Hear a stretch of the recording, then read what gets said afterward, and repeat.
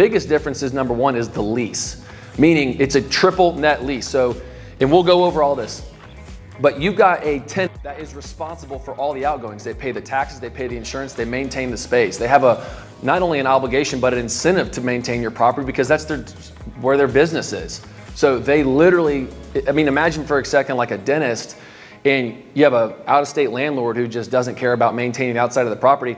I would never want to go get my teeth cleaned by somewhere where there's like, you know, a bunch of trash in the parking lot. There's, you know, stuff growing on the side of the wall, maybe graffiti or whatever. I would not want to go get my teeth cleaned there. So the tenant actually has an incentive because it's their place of business. It's how they put food on the table. That's how they earn their living. They keep it nice. They have the incentive to do that. 90% of your leases are going to be 5+ years long. I mean, they have an incentive. It's goodwill with their customers. If you got a tenant and they got a glass supply business or whatever it is, and they've got their customers coming and going every day, and then they move across town, they might lose half of their customers just because they don't even know where the guy went. So they have an incentive to stay longer, and it just wedges them into that space, and you're gonna have a consistent, predictable cash flow on that building. Government interference, I'd say that's probably another one. You know, you got your residential properties, everyone's complaining. Commercial property, on the other hand, you're not dealing with people, you're dealing with contracts. You're dealing with business professionals. And so there's just so many more, in my opinion, great things about commercial real estate, but it can be very scary. It can be a little daunting because every deal has an extra zero. When I was first learning about it, all the vacancies was the biggest problem or the scariest thing about it. But we're gonna work over today on how, if you buy the right properties and you do the things that I've discovered work, you should never deal with vacancies. You should have long-term leases, predictable, consistent cash flow. You develop great relationships with bankers and brokers where when you find a building, and I call my banker, and Patrick will talk about it today, he knows the types of properties that I buy and I look at. He knows the brokers that I work with. It's like, okay, Nolan's calling me. He knows what he's doing. He always sends us good, solid base hit deals that are predictable, consistent cash flowing assets. And when and like I said, Patrick will talk about this, Sonny will talk about it, but when we create this consistent where, hey, Sonny, I'm looking for these types of properties, I send it to Patrick. Patrick said, hey, this is about the same style of building you usually buy. It creates that, again, predictable consistency where it's easier for us to have a great relationship. And then the attorney says, hey, another one of these buildings, I'll just create the same entity that I created before because you keep doing the same thing. His costs go down. And then the accountant, you call him up and say, okay, another one, cost segregation. I know exactly how to do it. And we just work all the way through it like that. So let's go over all that today. But first, I want to introduce a couple of our members, Tim and Russet. They can come tell their story, but if you guys want to come up here, June 28th is when they joined. And I just want to have them kind of tell their story and what they're working on and how there's just some really cool things working together. Yeah, so thanks so much. Yeah. Thanks so much. Yeah. And we don't know anything about real estate, you guys. Nothing at all. I'm a chiropractor. He's been in retail for 25 years. And because we didn't know anything else, we just did what we do know, and we bought a third business that was retail. And then we were like, okay, all we're doing is working ourselves to death. That's what we're doing. So, you know what, I didn't even thank Nolan. I'll let you thank Nolan. Yeah. First off, this is great to be here. It's great to be here with everybody. I'd like to thank Mr. Nolan for providing this. I'd like to thank where's Zane at. There he is. There he is. Thanks, Zane. Thank you for being a mentor, buddy. Yeah. Thank you. This is my wife, Russet McLemore. We have 3 kids, beautiful kids. Fabulous kids. 3 businesses.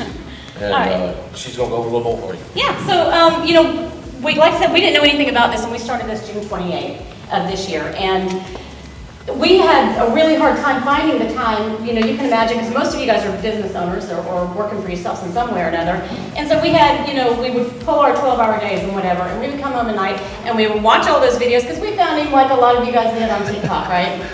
And he had, you know, I think what impressed me so much about you is that your honesty and the fact that you are literally on TikTok walking us through what we could do. Yeah, we could just follow that blindly and probably do this on our own, but you know, having your hand to hold has been great. Yeah. So we underwrote a ton of deals, and it was really intimidating because we didn't know these people. This was not our realm. If you're talking retail or healthcare, we can do that, you know. But being in that group of people and having Zane to lean on for every little single question that came through was really great. But we underwrote a ton of deals, and it was feeling like, oh my gosh, are we ever going to get anywhere with any of this? And, then they started popping up. Then things started to change. Tim, I'll tell them about Bright Star. Okay, we found this building here, Bright Star, in Douglasville. They were asking $2.7 million. It's, the market rate for most buildings around there was around $200 a square foot. This building at this price was actually going for $95 a square foot. We offered them 2.2, and then talked to the owner about doing the The broker. To go to the owner about the Seller finance. seller finance. Yeah, and so the pro forma obviously wasn't working at 2.7 million, and we offered him 2.2, which was so embarrassing because this was the first time we had ever gotten this far in real estate, and it was really intimidating. And Zane kept saying, "Do it, you got to do it," and so it was embarrassing. That's right. That's right. So we did. We offered him an embarrassing low deal, at 2.2 million, and then I was like, okay, and can the seller finance the down payment?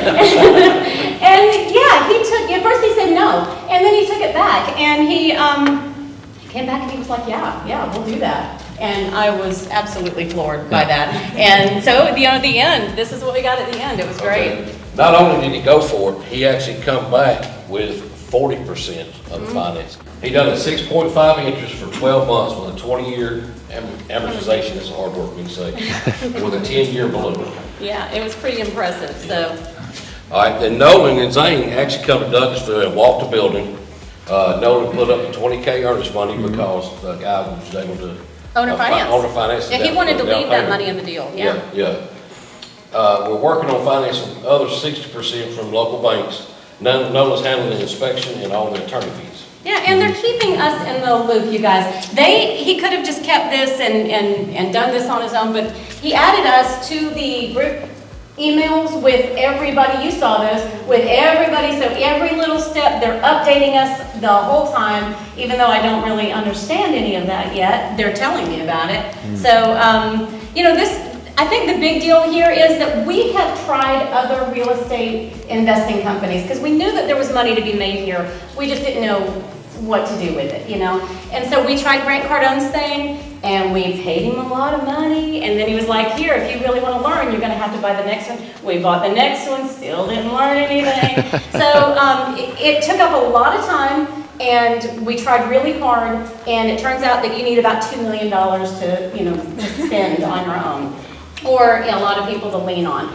And so just in less than 10 weeks, not only did we learn all the stuff that we needed to do, we were forced to fledge, and go out there and try this on our own and talk to these people. And it's really built so much confidence that we never had the opportunity with Grant Cardone to do. Yeah. And so less than 10 weeks, we actually are going to be 50% owners in a $2.2 million deal.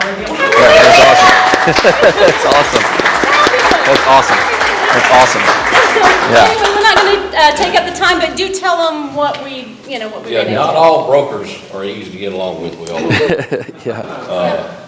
We actually offered a deal to a builder one time, and the broker was like, "No, I'm not doing it." And it was a simple deal. Let me tell you what they did. I know I just had to tell you this because I was so surprised.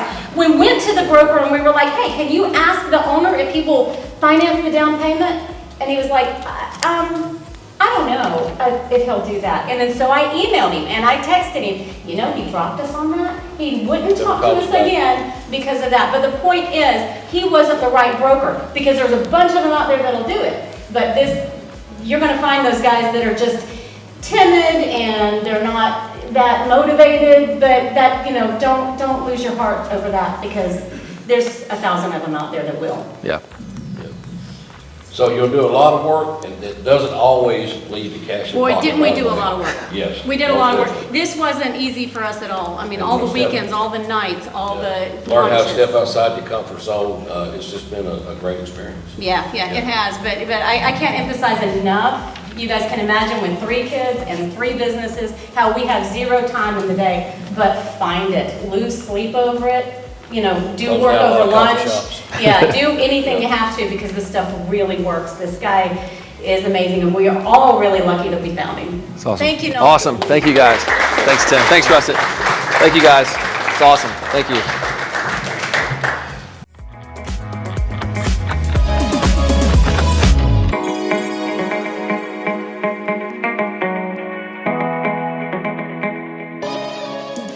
Going to Tarrant, which is just Industry USA. And at the time I bought this property from, his name is Larry something. And Larry was initially listing the building. This is a good story. The way he listed the building for like $1.8 million or something. That's what he had it listed at.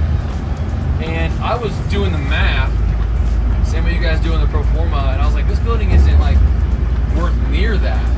Well, what he was doing was, because there's a mezzanine in there, he was counting that mezzanine level as a part of the total square footage that's rentable. And in commercial, you can only rent, the only you can lease is the actual footprint of the building. So he had it just mispriced because he didn't realize that he had misrepresented the deal for himself, or his broker did.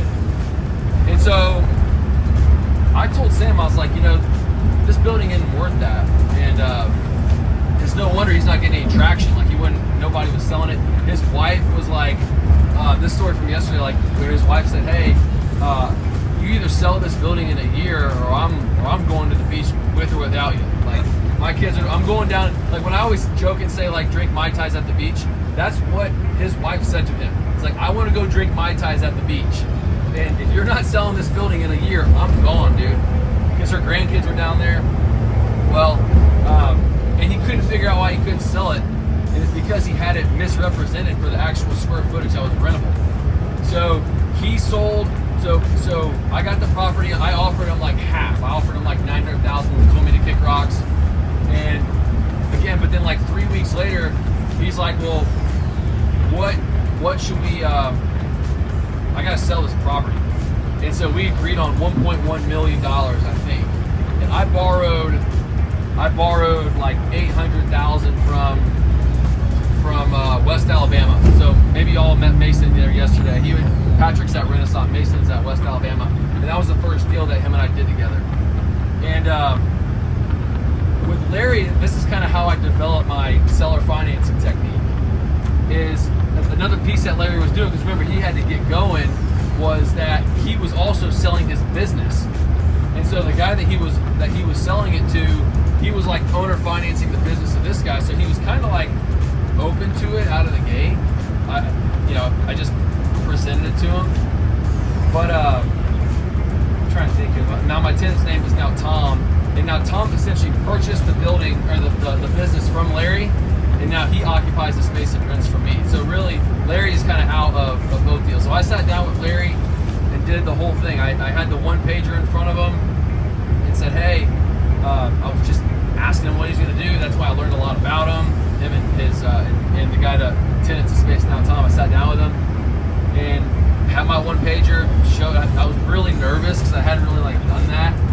And I was like kind of afraid a little bit. Cause like, man, this is so stupid. I can't believe I'm doing this. And and basically, I said, look, Larry, this is a great offer. Helps you with cash flow. One thing you're not thinking about is, you're not going to have any new money coming in. You sell this business, you sell this building, you got a war chest of cash, but you're not going to have new money coming in. So this is a great opportunity to create new money every month when I pay you an interest rate. So that's when he called me. I said, talk to your accountant about it. See if it's the right fit. And then he came back and asked if he could leave more money than you. So that's kind of how it was. So that was the one that was the sale leaseback for the owner. Yeah. So it was like it was kind of a sale leaseback with a little bit more of a twist. Doesn't that mean like he's just not paying as much in rent because you're paying him interest, but he's also paying you rent? Well, he sold the building, or he sold the business too. So the new tenant that was in there was paying me rent, and he was paying Larry a stream of cash flow too because he financed some of the business. And so it was a little tricky. So how do you line up the sale of a business and a building at the same time? Because like there's like a business broker that goes out and like markets the business, or is the business broker also marketing the building as well? or like, do you line up both of those things sometimes? So like, Do you line up the sale of a business and the building at the same time? I mean, in this case, I want to say that he had already sold the business to Tom. Tom was working like for Larry at the time, and Larry was wanting to retire. So Tom's like, well, I'll buy the business from you if you finance it to me. And so Tom and I think Larry like has kind of stayed on with him for like a year to help him get his feet going, I guess. So I don't think there was like a timing where like had to both close at the same time. Yeah.